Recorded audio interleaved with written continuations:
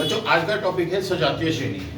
सजातीय श्रेणी क्या होता है? जैसे हम कार्बनिक यौगिक पढ़ते हैं, अभी कार्बनिक रसायन स्टार्ट हुआ है, कार्बनिक यौगिक पढ़ते हैं तो कार्बनिक यौगिकों की जो श्रेणी, जो यौगिकों की श्रेणी समान गुणों वाली होती है, जिन्हें हम एक सामान्य विधि से व्यक्त कर सकते हैं, उसे हम बोलते हैं सजातीय श्रेणी।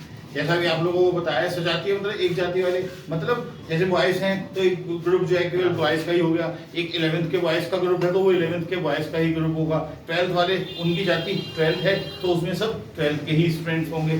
ऐसे ही हमारे पास जो यौगिक हैं उन्हें हम एक जाति से बांटें, एक जाति के बढ़ते हुए सीक्वेंस में रखें तो उसे हम बोलते हैं सजातीय श्रेणी। ठीक है? जैसे अगर मैंने बोला एल्केन, तो एल्केन कहने से किसी एक यौगिक को व्यक्त नहीं किया मैंने, एल्केन में सब यौगिक आ गए, methane, ethane, butane, pentane, hexane सब आ गए, तो वो सजातीय श्रेणी कहलाते हैं। तो बच्चों इसकी डेफिनेशन समझते हैं। समान क्रियात्मक समूह, क्रियात्मक समूह जो जुड़े हुए होते हैं उनके यौगिकों को अगर हम बढ़ते हुए CH2 यानी C1 और 2H के क्रम में रख दें तो उसकी जो तत्वों की यौगिकों की श्रेणी प्राप्त होगी उसे हम बोलेंगे सजातीय श्रेणी। डेफिनेशन क्या बनेगी? समान क्रियात्मक समूह वाले वे यौगिक जिनको हम बढ़ते हुए CH2 के क्रम में रख दें तो उसकी जो श्रेणी प्राप्त होती है उसे हम सजातीय श्रेणी कहते हैं। जैसे एक आपके सामने में एल्केन की श्रेणी लेके चल रहा हूं। एल्केन का पहला यौगिक है मेथेन CH4, दूसरा है C2H6, यानी देखिए एक C बढ़ता है और 2H बढ़ते हैं, तो मेथेन एथेन इस श्रेणी का नाम कहलाएगा एल्केन श्रेणी। ये एल्केन श्रेणी है। एल्केन श्रेणी में पहला यौगिक मेथेन, फिर दूसरा एथेन, तीसरा प्रोपेन, फिर butane, pentane, hexane, heptane, octane, Annen और डेकेन। एक ही जैसे आवाज वाले तत्व हैं। अब चर्चा देखते हैं कि इन यौगिकों में क्या समानताएं हैं। हमने डेफिनेशन तो कह दी सह जाति हैं, अब जाति एक है तो गुण समान भी होंगे। तो गुण समान कौन कौन से हैं? तो समान क्रियात्मक समूह होता है। अगर इसमें एल्कीन है तो इसमें सब में एन होगा, यानी ये सब सिंगल बॉन्ड से जुड़ेंगे। अगर इसी के स्थान पर मैं दूसरी श्रेणी लेता एल्कीन, एल्कीन का मतलब होता है डबल बॉन्ड वाली, तो ये जितने हैं सब डबल बॉन्ड वाले होते हैं। अगर एक होता है एल्कोहल, क्रियात्मक समूह एल्कोहल होता तो ये सब एल्कोहल होते, methanol, ethanol, butanol, pentanol, hexanol आदि आदि ऐसे होते।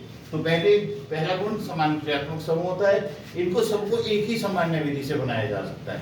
बच्चों इसमें समझने वाली बात है कि जो ये यौगिक हैं एक श्रेणी के, आपको बस एक यौगिक को बनाने की विधि देखनी है, सबके बनाने की विधियां समान होंगी।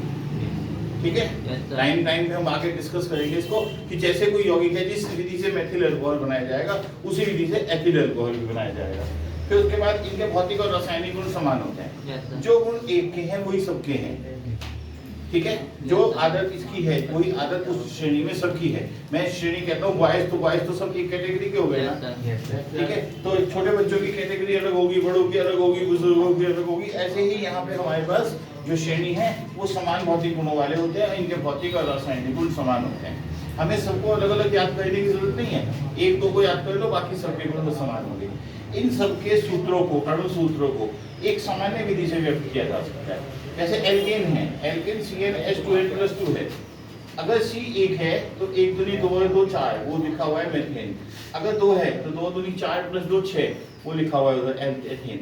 तो इन सबको अणु सूत्रों को एक ही सामान्य विधि से व्यक्त किया जा सकता है। एक मेन बात, इनके दो यौगिकों में, देखो इस साइड देखो, इन दो यौगिकों में निश्चित CH2 का अंतर होता है बढ़ते हुए सीक्वेंस का। जैसे पहले एक कार्बन बढ़ता है 2, इन दोनों के बीच में CH2 का अंतर है, इन दोनों के बीच में भी CH2 का अंतर है, आगे एक C और 2H। मेन बात है इसकी, एक श्रेणी के सभी यौगिक, चाहे वो अल्कोहल हो, चाहे वो एल्डिहाइड हो, चाहे वो एल्केन हो, चाहे वो एल्काइन हो, सब में CH2 का अंतर होता है। एक C बढ़ेगा तो उसके बाद एक 2H बढ़ेंगे। आप पहली क्लास में थे, फिर अगले साल दूसरी क्लास में आए, फिर अगले साल, यानी एक फिक्स टाइम पीरियड के बाद नेक्स्ट क्लास में आए। ऐसे ही इनके बीच में जो निश्चित अंतर होता है वो CH2 का होता है। और इसके बाद इनका संबोधन एक समान होता है। जैसे मान लीजिए मैंने पहला नाम बोला मेथेनॉल, तो दूसरा क्या होगा? एथेनॉल, फिर प्रोपेनॉल, ब्यूटेनॉल, और ये एन है। एन किसी भी यौगिक को तोड़ते हैं तो दो टुकड़ों में तोड़ते हैं, कोई अलग नहीं अनुलग्न। मैथ प्लस एन मेथेन, एथ प्लस एन एथेन, तो इन सब में एन की आवाज आएगी। जो एल्कीन होते हैं उसमें एल्कीन में इन की आवाज आती है, जो एल्काइन होते हैं उसमें आइन की आवाज आती है। तो इन्हें बोलते हैं सजातीय श्रेणी यानी कोलारी। फैमिली। ठीक है, ओके।